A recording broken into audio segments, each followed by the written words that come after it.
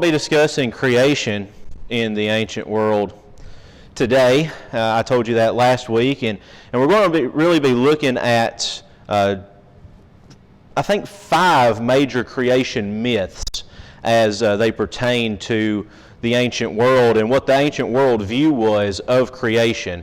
So when you go to Genesis 1, we get the Judeo-Christian view of creation, and it is strikingly similar to some of these creation myths, and I think you'll see some of the similarities, but it's also vastly different, which kind of raises an eyebrow if you're thinking of these civilizations coexisting together. We might expect them to sound similar since they're coexisting together, but the differences are what really capture our attention. So we're going to look first at Egypt. There are 4 major creation myths in Egypt. We will look at 3 of them, and I'm actually going to be skipping quite a few slides because we just simply don't have time to go over all the material. And then we'll move to more of a Sumerian worldview, and there are 2 creation myths in Sumer, as it is, that we'll look at. So let's start with Egypt then. If I can turn this thing on. Major Egyptian creation traditions. The Egyptians do not have a central or canonical account of the creation of the world.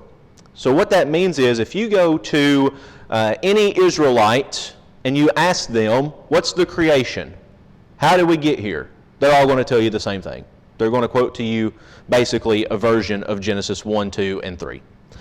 But if you ask an Egyptian, how do we all get here, you might find one account in Memphis and one account in Elephantine and another account in Heliopolis and elsewhere. It just depends. So they don't have the centralized thing. I want to say something about the map here, which is I'm sorry, y'all, that the PowerPoint is not as clear on this wall, but I think we can get through it. Notice here you have 2 areas of Egypt. All of this along the Nile is Egypt, and then you have your Sinai Peninsula here at the Red Sea. Boy, that helped, didn't it? It's kind of counterintuitive because south is Upper Egypt and north is Lower Egypt.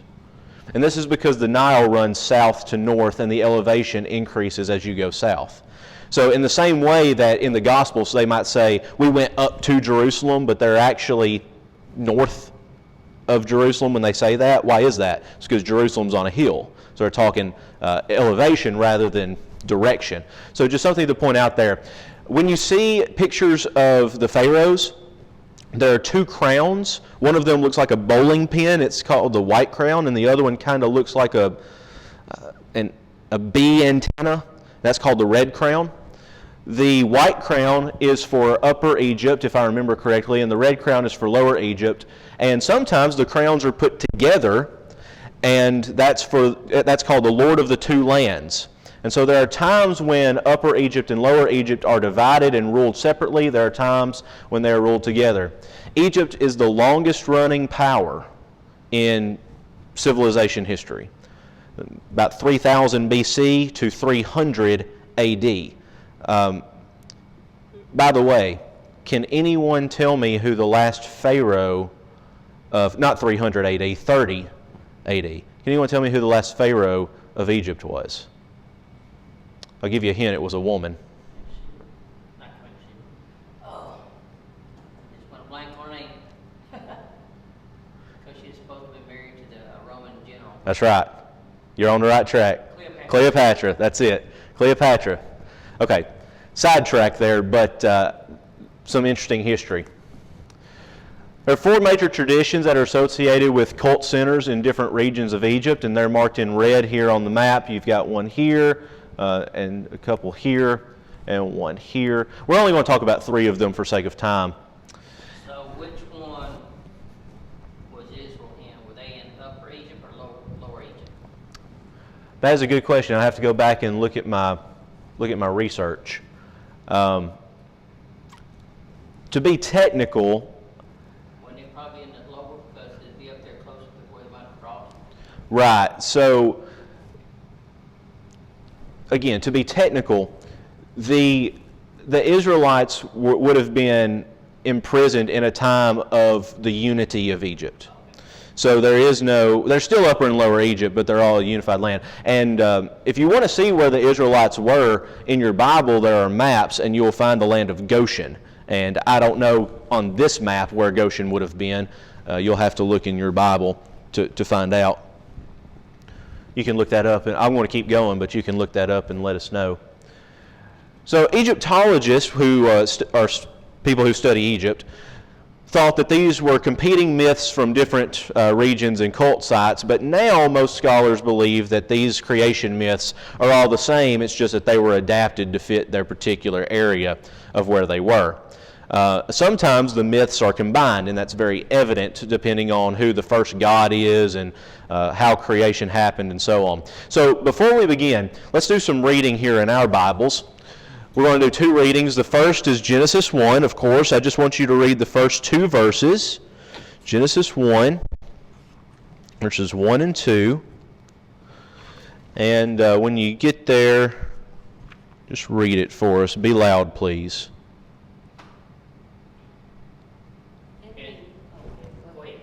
In the beginning, God created the heavens and the earth was placed void, and darkness was on the face of the deep, and the Spirit of God moved upon the face of the waters. Very good, thank you. Now, John chapter 1. John chapter 1. Let's do the first 5 verses then. In the beginning was a Word, and the Word was with God, and the Word was God. The same was in the beginning with God. All things were made by Him, and without Him was not anything made that was made. In Him was life, and the life was the light of men. And the light shineth in darkness, and darkness comprehended it not. Right, very good. Thank you. So 2 verses, one from the Old Testament, one from the New Testament, both referring to creation and the pre-existence of God in creation, and that creation was an act of God Himself. And so keep those in mind as we look at the creation myths of Egypt. For us, we really need to understand this diagram because this is the ancient worldview of how the physical world was. Remember, the ancient people are not anti-science. They are pre-science, and there's a big difference. We have to understand that these people did not understand modern science as we do. Okay? So when you see the sun rise and set, you don't think you're on a ball traveling thousands of miles through space. You think, oh, there's a big ball of fire in the sky going up and down, and that must be something. Okay? So above, well, actually, let's start out here outside the waters of the firmament. This would be what we would call the primordial waters. It's a vast saltwater ocean-like that's nothing but chaos, like a stormy sea, as you might think. And then, in creation, you have the sky. And when you look up at the sky on a good, pretty day, what color is it? It's blue. And so if you're an ancient person, what do you think is up there? Water. Okay? So the ancients believed, there's some who don't believe this is accurate, but and I don't really have an opinion, but the ancients believed that there was this dome. Of course, if you look up at the sky, it does have that dome-ish look. And they believed there was a dome, and it was something up there that was holding back the waters, and that when it rained, that there were waters that came through the dome.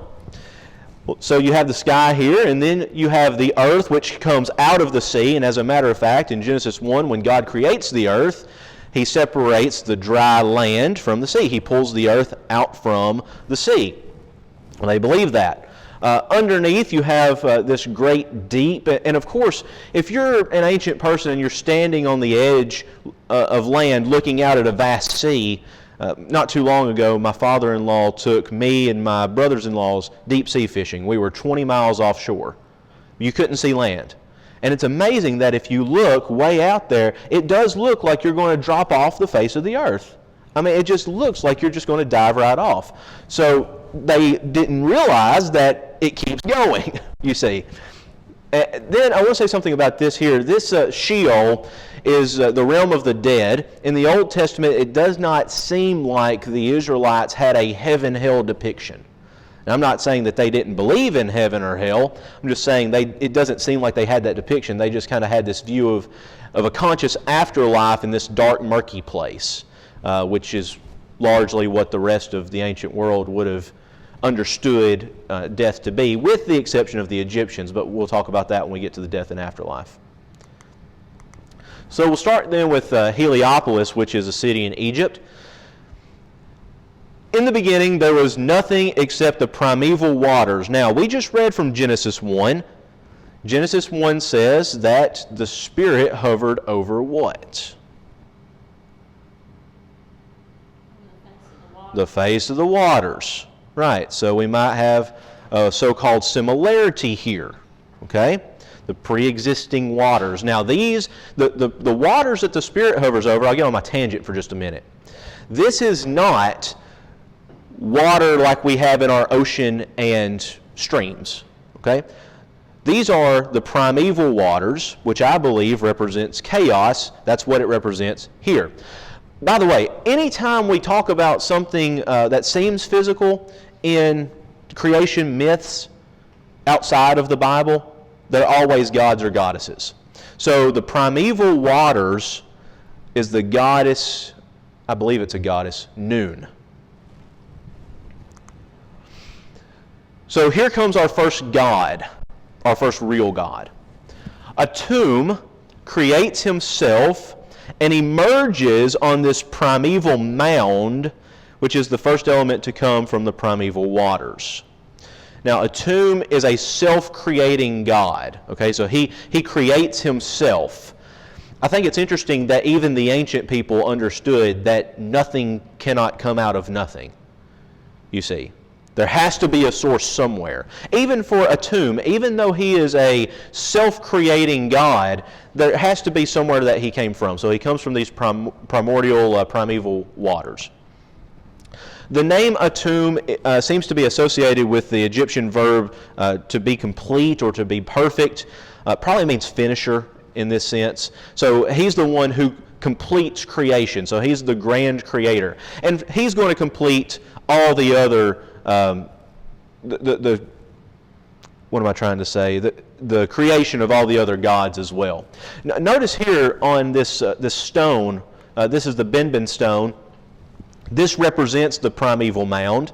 Atum, there are other gods as well, but Atum is associated with the scarab beetle. I don't know if you're familiar with a scarab beetle or not. Dung beetle might be the best thing for us to compare that to.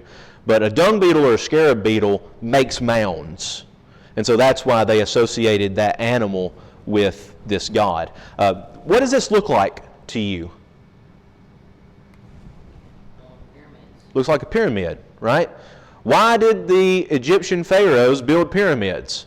There are a number of hypotheses. I think it's to recreate the creation mound, but I don't get paid the big bucks to have opinions. So Atum creates himself. He's described as a self-developing god, as a Necher Hefer Jesfeh, a god who develops on his own. And so from this papyrus it says, "Hail Atum, hail Scarab, self-developing as you become high, in this your identity of the mound, as you develop in this your identity of the scarab." So again, the scarab beetle builds a mound and Atum does the same. We'll skip this and go on. Skip that and go on as well. So Atum is the first god. Now it's time for him to make other gods. Shu and Tefnut are the next gods. And you see there, Tefnut is on the left here, and Shu is on the right. Atum, Scarab, when you became high as the high ground, when you rose as the Benben in the Phoenix enclosure in Heliopolis, you sneezed Shu and spat Tefnut. Now, there's a play on words here in Egyptian that we don't really see in English, but you sneeze, this is the word jeshesh. Okay? By the way, Egyptian doesn't have vowels, so anytime you see a word like this, just insert an E or an A in between the syllables and you'll be fine. Jeshesh and Shu. Okay? So you kind of get that. I love this because you sneezed Shu. Well, what do we do when we sneeze? We say Shu or Shu or something like that. So you sneeze Shu and you spat Tefnut. Basically what I want you to see from this slide is that the creation of the other gods, or of these two gods at least, from Atum in this particular myth is air movement and body fluid. Okay? Now, we don't necessarily get the body fluid kind of thing in the Bible, but we do get the air movement, do we not? What does God do to mankind? He breathes the breath of life into them. Okay? And you put your arms about them as the arms of Ka, that your Ka might be in them. The Ka is basically the soul in Egyptian. There are, I think, 9 levels of the Ka in Egyptian. So basically what makes you you, your mind, your soul, your ability to think, your logic. I let fall from my mouth by myself, I sneezed you and spat Tefnut, another papyrus telling what they did. Now, we said last week, it's recorded, I'm on record as saying, that we're going to discuss some things in here that'll make you blush. I'd rather not discuss them, but for our purposes, we have to. The next slide is one of those things. And there's some artwork in here that is suggestive artwork, just letting you know right ahead. My recordings even say at the very beginning, some of the stuff we talk about is not suitable for younger audience, all right? So I'm letting you know. Well, if you're the only one there, and the ancients understood that sex brings procreation, if there's only one there, what are you going to do? Well, this is what they thought. Okay? I'm not going to read these things. I'm going to put them up there for you to read. I'm not going to read them out loud. But basically, they understood that from the man comes the child. Okay? Well, if there's no woman there, and by the way, most every Egyptian god has a consort goddess. Some of them have multiple consort goddesses, but every one of them does, except the very first god. And so he does this act, and again, as with the sneezing and the spitting, there's body fluid, and of course they have a pre-science understanding, so there's going to be, they know that sex brings life, and so that has to attribute to the gods as well. Let's talk about their names. We can learn a lot about individuals from their names. Okay, I'll give you an example. In Exodus, what's Moses' first wife's name? Does anyone remember? Exodus 3? I'll give you a cookie if you do, because I don't expect anyone to know off the top of their head. Zipporah. Zipporah in Hebrew literally means little bird. Now, what can we learn about her from her name? Well, we can't really learn anything hard and fast, but we could imagine that maybe when she was born, there were birds chirping. Maybe she was a talkative child.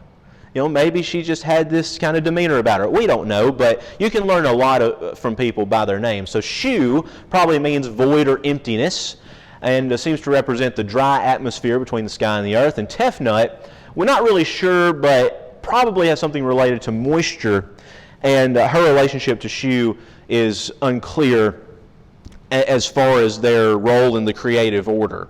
They're brother and sister, but they're also consorts. Their incestuous relationships are very common in ancient Near Eastern mythology.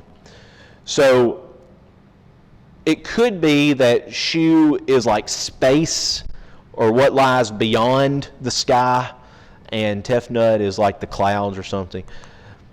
So Shu and Tefnut are in love, and they have children named Nut and Geb. Geb is the earth and Nut is the sky. And you see a depiction here of these two. Geb is on the bottom and Nut is on top there, representative of the sky. This is opposite in most other ancient Near Eastern myths, because in other ancient Near Eastern myths, the earth is usually a female. Even in our own understanding, we refer to the earth as Mother Earth or Mother Nature or something like that, and that's common for us. We get that, by the way, from Greco mythology, from Greek mythology, where earth is named Gaia, and I think it's I don't know if it's Sumerian. It's probably not Sumerian. Yeah, it is. Ea, E-A, Ea, who is the earth. By the way, in the name earth, E-A comes from Ea. So, but they're always depicted as women. Here, it's the opposite. Don't ask me why. I don't know. So Shu, who is the atmosphere, you recall, and the parent of these two, forcibly separates Nut and Geb. So you have Nut and Geb together, and then there's this great separation that's caused by the atmosphere. Now remember, in Genesis 1, is there not a great separation? You know, the let there be, let there be, let there be. Okay? Here's a better picture. So you have Geb here, and Shu is holding them apart, and you have Nut, the female, as the sky. This is found, by the way, on several Egyptian coffins. I don't know why. Probably because it's a pretty scene. I mean, pretty good artwork for 3000 BC. Well, from them come the rest of the gods. There are 10 gods in the main group. There are hundreds of gods in Egypt, but there are 10 main gods in their little pantheon, as it were. So the children of Geb and Nut. So we start with Nun, the water. Nun brings forth Atum on the mound. Atum creates Shu and Tefnut. Shu and Tefnut have Nut and Geb, and now Nut and Geb have the rest. So you have Osiris, Isis, and Seth, and Nephthys.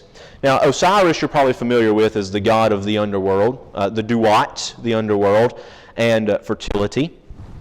And Isis is his wife. And then Seth, I always thought Seth was a good middle name. My middle name is Seth, and I was very proud of that. But Seth is the god of infertility and the desert. He's the god of rage and war and everything bad. As a matter of fact, Seth kills Osiris in the myth and scatters his body all along the Nile. And Isis has to go back and find all of his body parts and put them together in order to resurrect him as a god. But Seth is a horrible, horrible person. And Nephthys is there as well. Isis and Osiris became the parents of Horus, who makes up the 10th member of the ANEast, and he commonly represents kingship on earth. Now, you are probably more aware or familiar with the god Re, or Ra, the sun god in Egypt. He's depicted as having a falcon head. Horus is the same. Horus is depicted as having a falcon head and being associated with the sun there as well. So there's Heliopolis. There's a creation myth of Heliopolis. Now you notice we didn't really talk about physical creation. We're talking about the creation of the gods so far. So what major difference do you see from Heliopolis and the Bible? One should really jump out. One thing is here you see is that the God created more gods, where the God we read about created man and woman. Right. And he said, and he sort of specifically says in a roundabout there in one verse, he says, that unless they partake of this, they'd be like us. Well, he didn't want that to happen. So there was a distinction between the two and what he created. Yes. And I think to take that thought even further, when you read Genesis 1, God is already there. In the beginning, God. When you read these creation myths, all gods are created. Now, there are other things that are pre-existing in Genesis 1 as well, like the spirit and the waters. But there are no forming of other gods. And I would even suggest Jesus. Jesus does not come about as a sexual encounter in order for Mary to get pregnant with Jesus. He is miraculously placed in her by the Holy Spirit. All right, let's go on down to Memphis then, which is still in Egypt, but a little different story here. Memphis has been the political capital from the beginning of the pharaonic history. The difference here is instead of a tomb, you have a god called Ptah. Very difficult to pronounce. But Ptah is the chief deity of Memphis. The god Ptah was associated with minerals. And so in Egypt, one of the great things about Egypt is their artwork. I mean, even when you go over there today, you can visit the Cairo Museum and just all kinds of amazing sculptures and beautiful jewelry and clothing and armor and the coffins and all kinds of beautiful things. Well, their artwork and forming of things was very important to them, and Ptah is the god of metal, the god of ores, minerals, the things from which you make these beautiful things. And so he was associated with the craftsmen and served as the patron god of metal workers, sculptors, and architects. And there's an image of Ptah with his characteristic craftsman skull cap, which you see here, which is what most craftsmen wore. Now, Ptah is different than Atum in how he creates, because he creates by the spoken word. Ding, ding, ding, an echo of Genesis, is it not? That God creates by the spoken word. So, in Memphite theology, creative thought and speech precede Atum's development into the elements of the created world. So remember, Atum in Heliopolis is the first god. In Memphis, Ptah creates Atum by the spoken word. Don't ask me why. I don't know. So Ptah is the mediator between thought and the results, imagining and implementation. So if you're an Egyptian in Memphis and you're worshiping this god, you're hoping that what you think will come about realistically. Okay? And so that's why it's so important there. This is I love this, I don't know what you call this stela, I guess. This is the pharaoh Senusret the first, and he is paying homage to Ptah. It looks like they're kissing, and they are, but we shouldn't read into that. One of the great things, this is Senusret paying homage, but you see Ptah here with these hieroglyphs basically saying, he says, I give to him all stability, dominion, and life, all health, and all joy. And so that's a common blessing from the gods to the pharaohs. And the pharaohs were to be the gods on earth, right?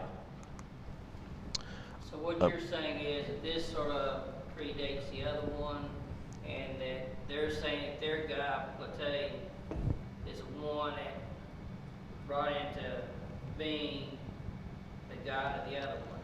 Okay. Yes, but no. It doesn't predate. Okay? It doesn't predate. It's just different regions have different stories. So because Ptah is the god, the patron god of Memphis, they're going to put him at the top tier. Okay, does that make sense? You got everything else right. But the stories don't predate. I'm trying to think of an example of how we might talk about that. Okay, I'll give you an example. Go to a Tennessee historian and ask them to tell you about the Battle of the Alamo. It will be a different story than if you ask a Texas historian. For that reason. Because what's important to your place and what's important here. Remember, in Athens, who's Athens named after? Does anyone know? What god or goddess? Athena. Athena, very good. So Athena, that's the Parthenon. Right? You go, and have anyone of y'all been to the Parthenon in Nashville? If you ever get a chance, you need to go. It's awesome. Complete replica. Amazing. But Paul says in Acts 17 that there are so many temples and so many altars to so many gods, they had to make one to the unknown God because they thought they left one out. Right? But who's the main one? Athena. She's the patron goddess. That's the way it was here. All right, one more creation myth of Egypt, and then we'll move to Sumerian. This is the creation myth of Elephantine. This one really isn't as popular as the others, mostly because Elephantine is just a small island. It was the primary cult center of a particular god, so we're going to have the same kind of thing with Memphis and Elephantine, just with a different god. So there were temples to several deities here, but the primary god was it was a ram-headed god named Enuma, and his counterpart Heket. I wrote a paper. My research right now is on animal worship in Egypt, so I apologize for taking a detour. But have any of y'all heard the theory? And that's all it is a theory. I think it's a good theory. I buy into the theory. But the theory that the plagues, the 10 plagues, were all attacks on the gods of Egypt, the major gods of Egypt. Have y'all ever heard that before? Seems like I have one time. Okay. Well, I want to bring that up as an example here because we're talking about one of them. Heket is a frog-headed goddess. How ugly. But what was the second plague? What's the first one? What's the first? Turn the Nile into blood. What's the second one? One of their gods. And then the second one was that where the frogs came out Right. and attacked the land. Right. So, the Nile was a god in Egypt. When Pharaoh's daughter is going down to the Nile to bathe, she's probably not going to take a bath. She's probably going to worship in some way the Nile. And so the Nile turns to blood, and then all these frogs come out of the Nile, the Bible says. Well, if you're trying to pay homage to Heket, the frog-headed goddess, and all these frogs are disrupting your way of life, what does that tell you? You see? So, and we could keep going with all 10 plagues, but I won't for sake of time. Khnum, this ram-headed god, which you see here, and then here's Heket, ugly thing. And here's the potter's wheel, and they are making a man on the potter's wheel. So we're kind of moving in mythology here from the creation of gods in Heliopolis to the creation of the world and the physical world to the creation of humans here in Elephantine. Khnum fashioned all people, not just the Egyptians, on a potter's wheel, so the story goes. He's often portrayed molding a ruler, and I don't mean a measuring ruler, this is the Pharaoh ruler, on his or her Ka. And remember, Ka is the life force, okay? And this is not the Ka, this is called an Ankh, but this is the symbol for life. So look at that, you learned a hieroglyph today. This right here, it looks like a sandal strap is what it's supposed to represent. It's the symbol for life. And so here's the Pharaoh being molded by the ram-headed god. So just as he formed all people, Heket fashioned all children within the womb. And so she is, you know, this kind of corresponds to Jeremiah. Help me with chapter and verse. Before you were born, I knew you, right? It kind of corresponds to that, the pre-knowledge of who you are. So, just as the other creation myths kind of vary in what they're, in how they go, the creation of man varies as well. You have the creation from clay, which should make a ding-ding in our mind, because what does God form man from? The dust of the earth, clay. Then there's this idea that there's a creation from tears and the creation from the God's flesh. Now, when we get into Sumerian mythology, the creation from God's flesh is quite common there. But I want to read this from the creation of God's flesh. Provide for men the cattle of God, for he made the heavens and the earth at their desire. He gave the breath of life to their noses. Now, what does that sound like? Genesis 2:7, God breathes the breath of life into man. And they are the likeness of him. Genesis 1:26, sounds a lot like. Which issued from his flesh, he had made herbs, cattle, and fish to nourish them. Okay, so again, some similarities there between Genesis and Egyptian mythology. So, before we get into Sumerian creation myths, are there any questions or comments anyone has? We've covered a lot in a little bit of time, and I understand that. So, are there any questions that anyone has? So you might say in a roundabout way that through their guise they sort of gradually through each one of their gods, it comes to the point of getting close to what the creation actually was in a roundabout way. But it takes some multiple guys to get to the Right, yeah. eventually would know. Yeah, so for ancient Near Eastern mythology, aside from Israelite, okay, we're not talking, when we talk about ancient, for our purposes, when we talk about ancient Near Eastern mythology, we're not talking Israelite. Everything in the natural world has to have a supernatural cause. So when you look up in the sky and you see the sun, it's got to be a god. And when you see a storm come, it had to be from a god. When you see the weather change and the crops die, it has to be from a god. When you see the Nile rise and all that, it has to be from a god. So what causes that god to do those things, and where did that god come from? Those are the ideas that kind of are at the forefront of this mythology. I think, and I think we'll get to this towards the end, but I think that the reason they sound similar to the Genesis account is because that is the true account, but it has been so far taken by other places that they add to what was there. Okay, so, for example, there are 11 chapters in Genesis before you basically get to the spreading of the world. You know, chapter 11 of Genesis, Tower of Babel, right? Well, they all go off to all their corners of the earth, and they begin their own civilizations, right? Well, what are they taking with them? They're taking with them all of these ideas that they had previously. Okay? And I do find it interesting, though, that the Egyptian mythology and the Sumerian mythology, the written accounts do predate the Genesis account by about 1,000 years.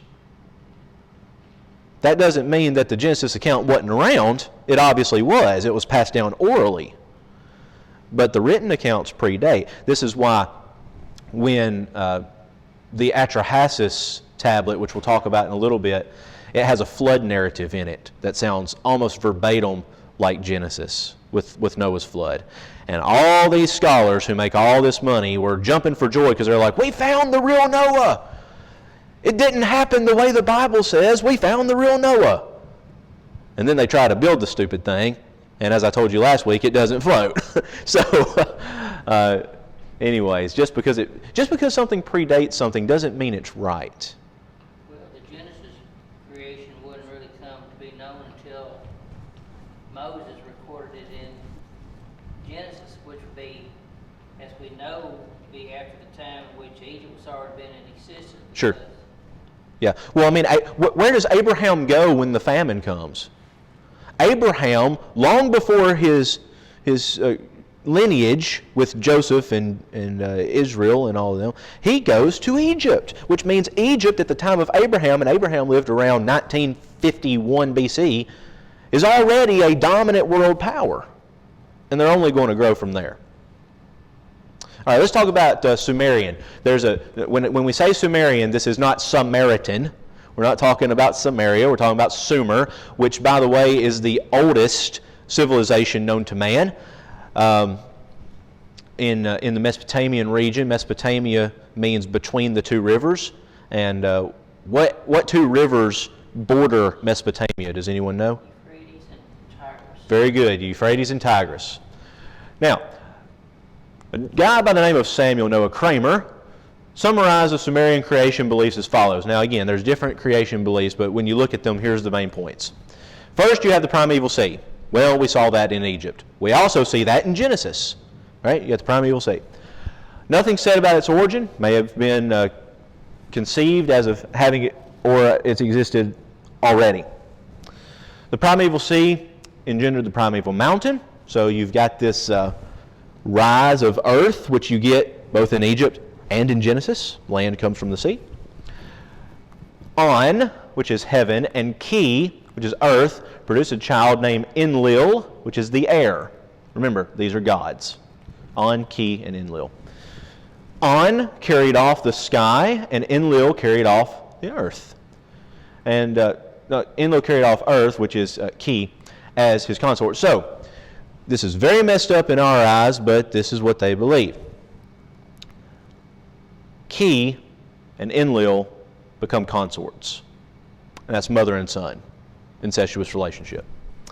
So the union of Enlil and his mother set the stage for creation of the universe and the creation of lesser beings, and lesser beings refers to humans and animals. So two main Sumerian mythologies here. The first is Atrahasis, and the second is Enuma Elish. And y'all may be familiar with Enuma Elish. It's very popular. You can go to any bookstore and get a copy of it. You can buy it on Amazon all day long for about $5 or $10. Very popular. So, the earliest copies of Atrahasis are from the 17th century BC. Very old. They look like this. They're on stone tablets written in cuneiform writing. Cuneiform predates hieroglyphics. It is the very first alphabetic writing known to man. Now, it's not all alphabetic writing. Some of it is pictures, and some of it has determinatives and all kinds of different things, and it evolved over time, as all writing has. But cuneiform basically means wedge, and so it's written by taking a wedge-shaped stylus and pressing it into wet clay. So that's how they wrote. In this narrative, in this tale, the lower deities become tired of serving the higher gods, and they rebel against the gods. So just as you saw in Egypt, there are the high deities, which are the 10 of the ANEast, and then you have the pantheon of others. Same is true in Sumeria. You have the high gods, which would be Enlil, An, Enki, I think, is one of them, Apsu and Tiamat, and all of those. And then you have the lesser gods like Marduk. And you are familiar with Marduk because he comes up in the Bible several times. Child sacrifice in the prophets is usually sacrificed to either Baal or Marduk, most commonly Marduk. So, the solution then, if they're tired of serving the gods, the lower gods are tired of serving the higher gods, the solution then is, well, let's make someone who will serve us without complaint, be happy to serve us, and you all can just go about your merry little way. And that's where humans come in. Humans in Sumerian mythology are created with one purpose and one purpose only, and that is to serve the gods, to be the slaves of the gods. Now hear me on this. If you take absolutely nothing from this class, please take this. God of the Bible needs nothing from you. He don't need squat. Paul makes that point very plainly in Acts 17 when he says that God does not need us for anything. So when we worship, there are a lot of Christians who get a high head and say, well, how blessed is God to get my worship? Listen, God don't need your worship. God doesn't need the sacrifices of His people. Right? It's an honor, if nothing else, for us to come into His presence and commune with Him. He wants the relationship there. It's not about service necessarily. Now, I'm not saying we don't need to serve God. Don't misunderstand me. But God doesn't need us to bring Him a T-bone steak for dinner. These gods did. God doesn't need us to pour out a drink offering to Him so He can stop being thirsty. These gods did. And if you don't do that, these gods are going to turn around and just absolutely destroy you. You see. Well, humans then are the answer, so let's create humans. Let her create then a human, a man. Let him bear the yoke. Let him bear the yoke. What yoke are we talking about? The service of the gods. Let man assume the drudgery of a god. Now listen, when God creates humans in Genesis 1 and 2, it's a blessing, isn't it? I mean, God desires the relationship. When you have Adam and Eve in Genesis 2 at the end, in Genesis 3, God is with them unveiled. And they're working there. This is a common misconception, but actually go back and read the text. Adam and Eve are living in the paradise of the garden, that's true, but the curse of work that befalls Adam, it's not that he's cursed with having to work. It's that he's cursed with having problems in working. He's working in the garden. That's his job, to care for the garden. But he doesn't do it to drudgingly care for Yahweh. He does it in devout service to God. It's very comparable to a priest working in the temple. And I do think that there's some value to reading Genesis 1 through 3 with a temple theology where Adam and Eve are, quote-unquote, priests serving God unveiled in that capacity. Okay, so number next. Creation of human beings, how are they going to create them? They said create them, how are they going to do it? They take clay, they spit on the clay, And then they mix, I don't know if this is in this particular paragraph or not, I'm paraphrasing for sake of time, but they mix blood and flesh, God blood and God flesh with it. It was? Okay, very good. And they mix all that together, and from that they create humans. All right, so there's Atrahasis. Enuma Elish, as I said, is much more common. It's the go-to for everything. Enuma Elish is from the first two words of the tablet, which is translated "when on high." Okay, so the surviving copies of this are from the first millennium BC. This myth falls into two sections. The first one is a short one describing the origin of the gods, and then the second one is longer and talking about how world order is established. So the first section describes the primeval waters before the gods are born, and then you have the fresh waters, Apsu, mingling with the salt waters of Tiamat. These are gods as well. The water gods, Lamu and Laamu, came into existence as silt. You know what happens when fresh water and salt water get together? There's silt. And so they are the silt, and they produce the other gods. I'm going to skip over this. Okay, in the second section of the myth, this is my favorite part. This is so wild. Second section of the myth, the younger gods disturb the peace of the older gods. Remember, in Atrahasis, what happened? We didn't go over this. I skipped this. I apologize. The humans that they created got noisy, and they were loud, and they were partying, and they were rambunctious, and they weren't doing what they were created to do. And so what happens? We send famine, we send flood, we send pestilence, all of that stuff to kill the humans and get them back doing what they're supposed to do. Well, in Enuma Elish, it's not the humans that are causing all the problems. It's these created gods. These young gods. I like to think that Enuma Elish and Atrahasis were read as bedtime stories to little Sumerian kids to keep them in line, to keep them from acting up, from being loud. So, there's a problem. They're disturbing the peace of the older gods. The older gods can't get any sleep. Apsu, which is the fresh water, plotted to kill these younger gods. However, the saltwater Tiamat warns Ea, and Ea is the earth god. What does this sound like, by the way? Where you have the destruction of something, but someone is warned? Sounds an awful lot like Noah and the ark. God's fed up with the evil of the world, but he warned somebody. And when we get into flood narratives of the ancient Near East, this is a common theme where the gods want to destroy everyone, but one god goes and secretly tells the other humans. So here's what happens. Ea puts a sleep spell on Apsu and kills him. Later, a group of the gods convince Tiamat to avenge Apsu's death. So as you can see in the pantheon of gods, there's always war. Now, Marduk is one of these lower gods. He's a young buck. He's strong. He's good looking. And he says, I'll take care of your problem.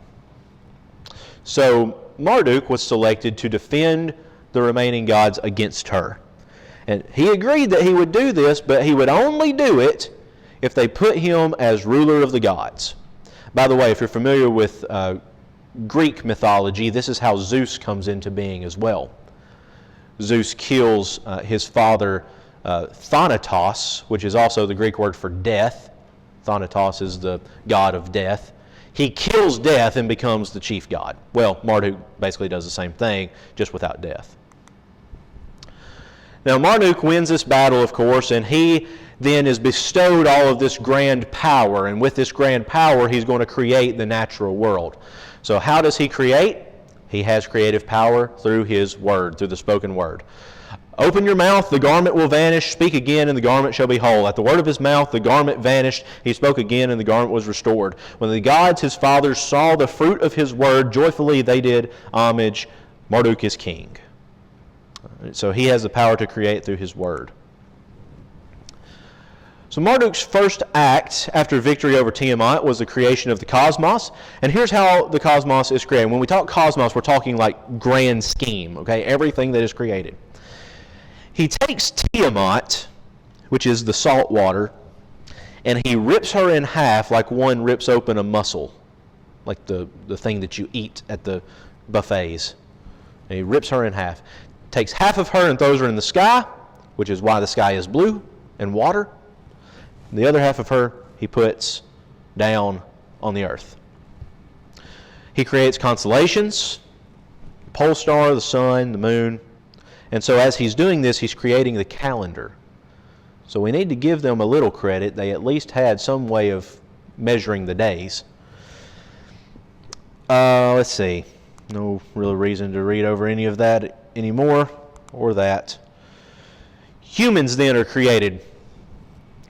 Out of his blood they fashioned mankind. He imposed on him the service and let free the gods. After Ea the wise had created mankind, had imposed upon them the service of the gods. So again, humans are created here not to commune with God, not to have a relationship with God, but to drudgingly serve the gods.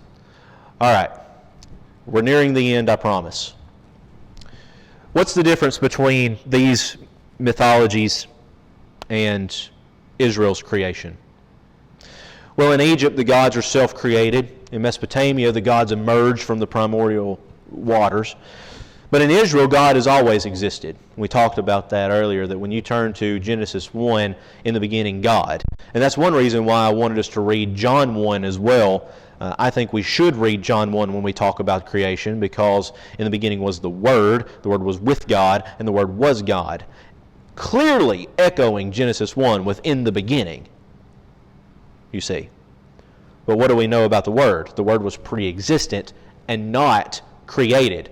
And so there is this view that several Christians have, and I'll use Christians in air quotes, not members of the church, Lord willing, but that they believe that Jesus was created.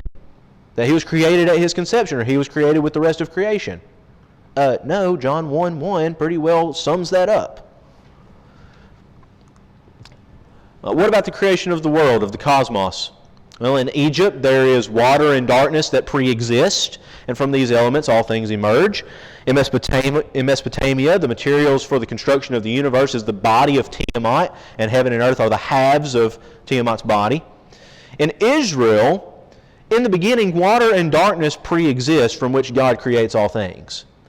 Now again, I'm not suggesting that this is the water in our oceans and H2O as formed molecules.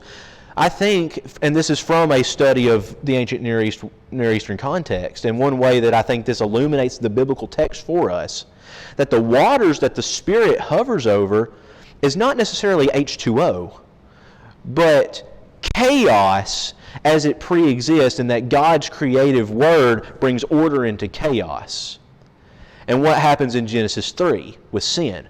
Chaos re-enters the picture, and chaos has been here ever since. But in Revelation, what goes away when the New Jerusalem comes down? The sea. There's a sea that separates the New Jerusalem from the earth, and it goes away. I think that that's chaos. That there is no chaos in heaven. Right? There's nothing but order in heaven. So you can take that to the bank and cash it in for what it's worth. I've been labeled a liberal because of this, and I've been labeled an ultra-conservative because of this. I don't care what I'm labeled. I just want to understand their world. Egypt and Mesopotamia, in these two contexts, gods are part of creation. So when you look up at the sky and you see the sun, it's a god. When you see the Nile, it's a god. But in Israel, God is separate from creation. Creation is beneath God. God is ruler over creation. As a matter of fact, Psalm 8 tells us that mankind is over all creation. Right? We'll skip this. Actually, no, I want to say this real quick. In the Hebrew tradition and in the Bible, man is created from the earth. Okay? What is the first man's name, class? Adam. The Hebrew word for earth is Adamah. So Adam's, I guess if we were going to give him a nickname, we might call him Dusty. Let's see, what else can I talk about? Purpose of man, we talked about that already. Service to gods. But in Israel, they are co-regents with God to rule with God and bear His image. So, as we close here, sum up the worldview of the ancient Near East and their creation. Number one, the gods are limited. Number two, the gods have a mythology or a theogony. Number 3, there's a fluid boundary between the divine, human, natural realms. Number 4, power is materially conceived. Number 5, magic and divination are real. By the way, when we didn't say this in Egypt, but when they create, it's through the means of magic incantations when they speak. Evil is autonomous, salvation is viewed as escape, and the universe is amoral. The universe is neither good or bad. Okay, any questions or comments? I know I'm skipping a little bit, but that's okay. Any questions or comments over what we've talked about? We've covered a lot in a short amount of time, and I apologize for throwing so much at you, but hopefully we'll see that when we do Bible study, this is something that's important, knowing how the ancient people would have understood their worldview, because God has a way of speaking to His audience in ways that they will understand. That's what our job as preachers and teachers is to do, is it not? To speak to our audience in ways that they will understand.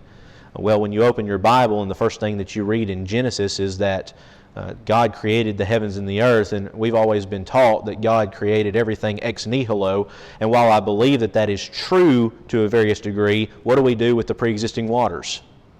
Well, understanding something like this, I think, really helps us as we study the Bible.